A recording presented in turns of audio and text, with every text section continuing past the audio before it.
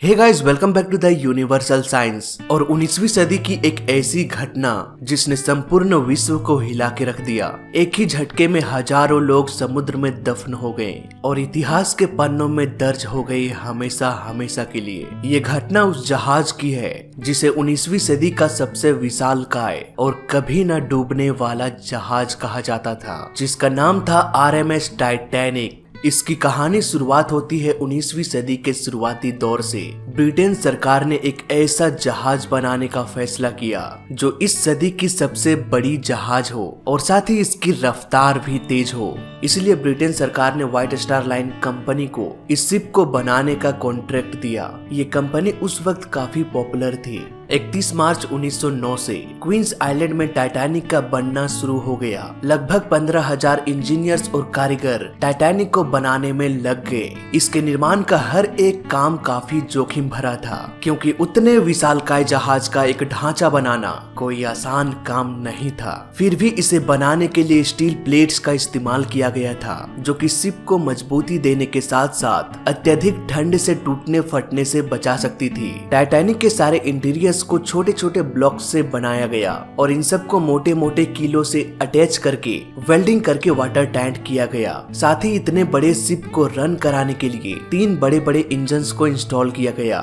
जिसमें से 2 steam engine और एक स्टीम टरबाइन था। इंजन को रन कराने के लिए फ्यूल के तौर पर कोयले का इस्तेमाल किया जाना था, जैसा कि पुराने जमाने में स्टीम इंजन वाले रेलगाड़ी में इस्तेमाल किया जाता था। इन सभी इंजन्स को टाइटैनिक के निचले हिस्से में इंस्टॉल किया गया था और इस इंजन से निकलने वाले धुएं को बाहर निकालने के लिए इसके ऊपर 3 बड़े बड़े चिमनी को बनाया गया था। हालांकि टाइटैनिक में एक एक्स्ट्रा चिमनी भी था, जिसका इस्तेमाल वेंटिलेशन के तौर पर किया जाता था। टाइटैनिक के बनने से पहले जितने भी पुराने शिप्स को बनाया गया था, उन सभी में सिर्फ 3 ही चिमनियां लगी होती थी। पर क्योंकि टाइटैनिक दुनिया का सबसे बड़ा जहाज बनने वाला था, इसलिए इंजीनियर्स ने टाइटैनिक पर 4 चिमनियां बनाया, जिससे ये दिखने में भी काफी अच्छा लगता था। इसके साथ साथ शिप में भी बैलेंस बनाए रखता था। टाइटैनिक को कुछ इस तरह से बनाया गया था कि इसमें 16 अलग अलग कंपार्टमेंट्स मौजूद थे, जिसे पूरी तरह से वाटर टाइट किया गया था। इस जहाज का एहसास जितना बाहर से होता था, अंदर जाने के बाद इसकी खूबसूरती और भी दुगुनी हो जाती थी,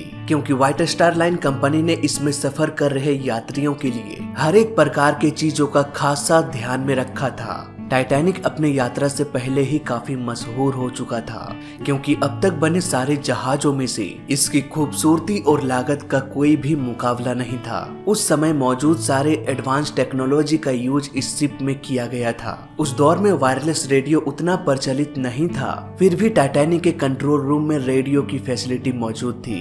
टाइटैनिक को इतना बड़ा बनाया गया था कि ऊपर नीचे जाने के लिए 4 लिफ्ट बनाया गया था। लगातार 3 साल की कड़ी मेहनत के बाद फाइनली 1 अप्रैल 1912 को ये पूरी तरह से बन के तैयार हो गया।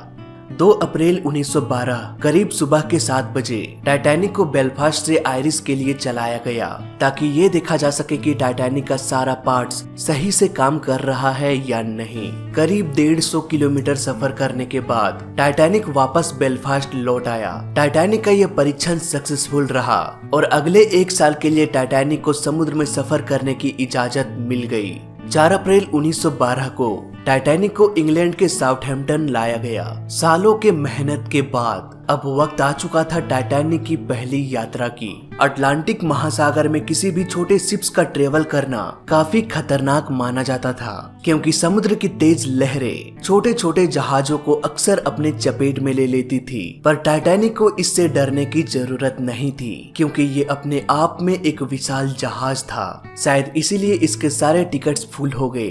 10 अप्रैल 1912 टाइटैनिक को साउथहैम्पटन से न्यूयॉर्क सिटी के लिए रवाना होना था, लेकिन इसके रवाना होने में अभी भी 6 दिन बचा हुआ था। जैसे जैसे दिन नजदीक आता गया, लोगों की भीड़ बंदरगाह पर उमड़ने लगी और फाइनली वो दिन आ ही गया जिस दिन का इंतजार सभी को था। 10 अप्रैल 1912 को टाइटैनिक इंग्लैंड के साउथहैम्पटन से निकल पड़ा। कहा जाता है कि जिस समय टाइटैनिक अपने यात्रा के लिए रवाना हुआ था तब इसे सिर्फ देखने के लिए 1 लाख से भी अधिक लोग इकट्ठा हुए थे। समुद्र के लहराती लहरों के बीच बड़े ही शान से टाइटैनिक अपने मंजिल की ओर आगे बढ़ने लगा। पैसेंजर्स इस सुहाने सफर का आनंद उठा रहे थे। देखते ही देखते 4 दिन गुजर गया। 14 अप्रैल 1912 की रात समुद्र एकदम शांत था। ऊपर आसमान में हल्की हल्की रोशनियां चमक रही थी। सभी पैसेंजर्स डिनर के बाद आराम करने लगे। कैप्टन स्मिथ ने हर एक दिन की तरह 2 क्रू मेंबर्स को जहाज के ऊपर निगरानी के लिए भेज दिया ताकि वो किसी भी खतरे की जानकारी को तुरंत ही दे सके। सब कुछ ठीक चल रहा था। रात के करीब 11:39 पर निगरानी के लिए तैनात जहाज के क्रू मेंबर्स ने जहाज के ठीक सामने एक बहुत बड़ा चट्टान देखा। तुरंत ही इमरजेंसी अलार्म बजा दिया गया। अलार्म के तुरंत बाद कैप्टन स्मिथ जहाज को मोड़ने की कोशिश करने लगे, पर अफसोस जब तक जहाज मुड़ता उससे पहले ही जहाज का निचला हिस्सा बर्फ के चट्टान से टकरा गई। ये टकराव इतना जोरदार था कि इसका एहसास 3rd क्लास में सफर कर रहे यात्रियों को भी हुआ।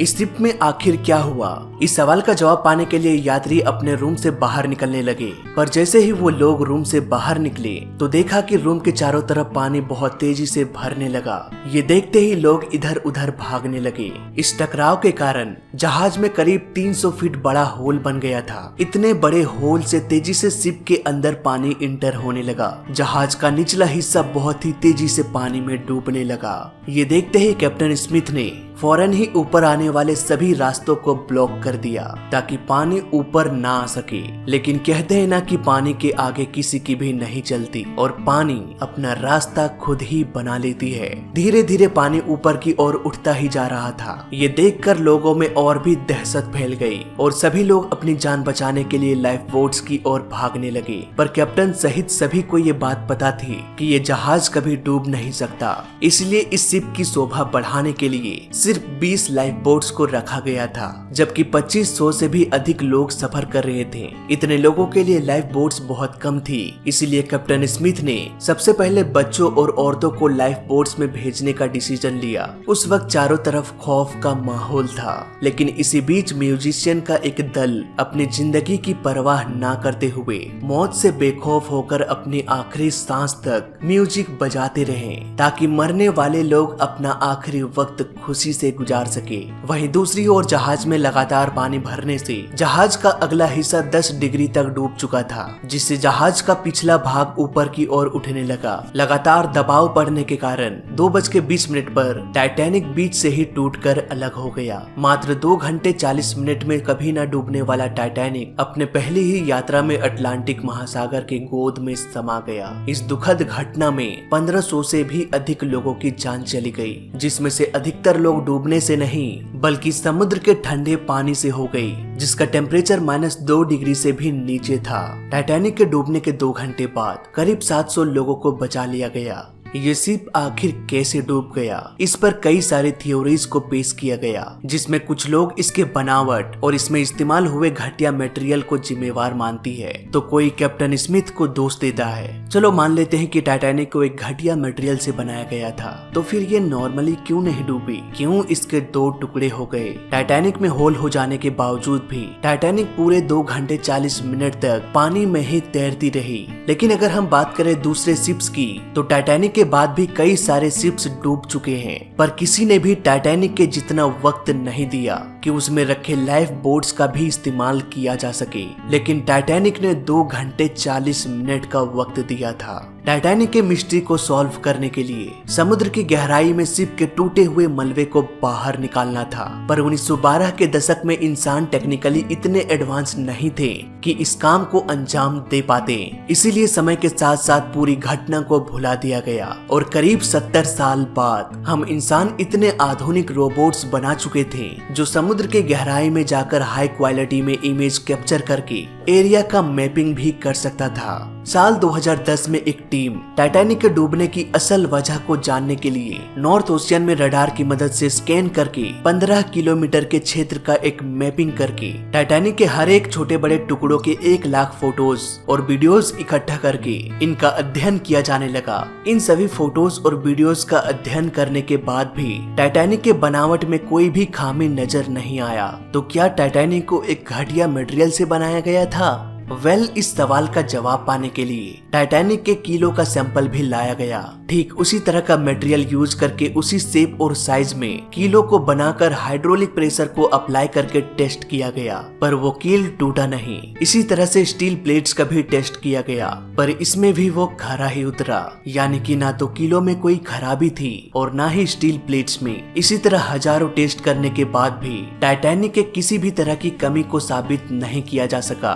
तो फिर कैसे ये टाइटैनिक डूब गया? इस सवाल का जवाब पाने के लिए आइए चलते हैं एक बार फिर से 14 अप्रैल 1912 की रात। कैप्टन स्मिथ जरूरत से अधिक स्पीड से जहाज को ले जा रहे थे। रात होते होते कैप्टन स्मिथ को कई सारी चेतावनियां मिल चुकी थी, लेकिन ना तो वो जहाज की रफ्तार कम करना चाहते थे और ना ही इन चेतावनियों को उन्होंने गंभीरता से लिया। टाइटैनिक को सबसे तेज सफर करने वाला जहाज का दर्जा देना चाहते थे, इसलिए कैप्टन स्मिथ ने टाइटैनिक को उसी स्पीड में कंटिन्यू रखा। उस वक्त के नियमों के अनुसार जब कभी भी शिप्स डूबने के कगार में आ जाती थी, तब रेडियो कॉल करके मदद बुलाया जाता था और लाइफ बोट्स का इस्तेमाल सिर्फ डूबते हुए जहाज से पैसेंजर्स को लेकर उस जहाज तक ले जाना था जो उन्हें बचाने के लिए आई होगी। पर टाइटैनिक के केस में ऐसा नहीं था। टाइटैनिक के पैसेंजर्स को बचाने के लिए दरअसल कोई शिप ही नहीं आया था, इसलिए इस लाइफ बोट्स में बैठे पैसेंजर्स को दूसरे शिप में ट्रांसफर करके दोबारा से इन लाइफ बोट्स का इस्तेमाल भी नहीं किया जा सकता था। इसी वजह से सिर्फ उन्हीं लोगों की जान बच पाई जिन्हें लाइफ बोट्स में जगह मिला और बाकी लोगों की जान चली गई। तो फिलहाल इस वीडियो में अभी तक के लिए बस इतना ही। मैं मिलता हूँ किसी और इन्फॉर्मेटिव वीडियो में, तब तक के लिए जय हिंद, वंदे मातरम।